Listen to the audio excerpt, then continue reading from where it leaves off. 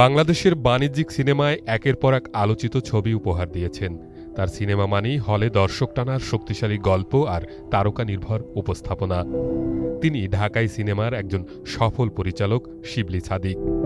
বায়োগ্রাফে আজকের গল্পের নায়ক।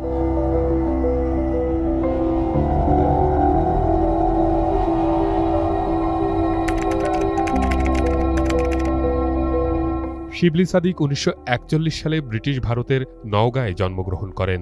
পুরো নাম শিবলী সাদিক হায়দার। তার বাবা ছিলেন জেলা খাদ্য পরিদর্শক। বাবার বদলির কারণে ছোটবেলা থেকেই ব্রিটিশ ভারতের বিভিন্ন স্থানে থাকার সুযোগ হয় তার। তখন থেকেই পদ্মা যমুনা নদীর পাড়, বিস্তীর্ণ গ্রাম, রাখালের গান, সাধারণ মানুষের জীবন তাকে খুব টানত। ১৯৫৫ সালে বাবার চাকরির সূত্রে ঢাকায় আসেন শিবলী।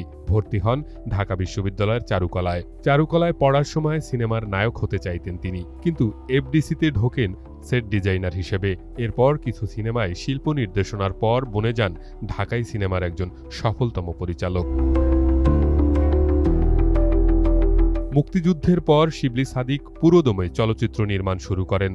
তার পরিচালিত ৩ কন্যা, ভেজা চোখ, মায়ের অধিকার, অন্তরে অন্তরে, আনন্দ অশ্রু সব সিনেমাই সুপারহিট।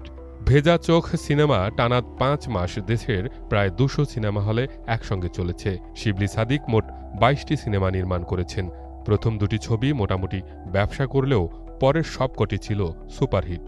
তার সিনেমার আরেকটি অন্যতম বৈশিষ্ট্য হচ্ছে জনপ্রিয় গান।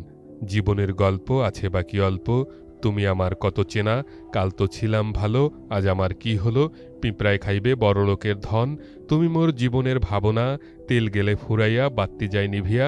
শিবলী সাদিক পরিচালিত জনপ্রিয় এসব গান একসময় মানুষের মুখে মুখে ফিরত। শিবলী সাদিক ছিলেন একাধারে চলচ্চিত্র পরিচালক, চিত্রনাট্যকার, সংলাপ রচয়িতা ও অভিনেতা। পরিচালনার কাজের স্বীকৃতি হিসেবে তিনি অর্জন করেছেন জাতীয় চলচ্চিত্র পুরস্কার ও বাচসাস পুরস্কার।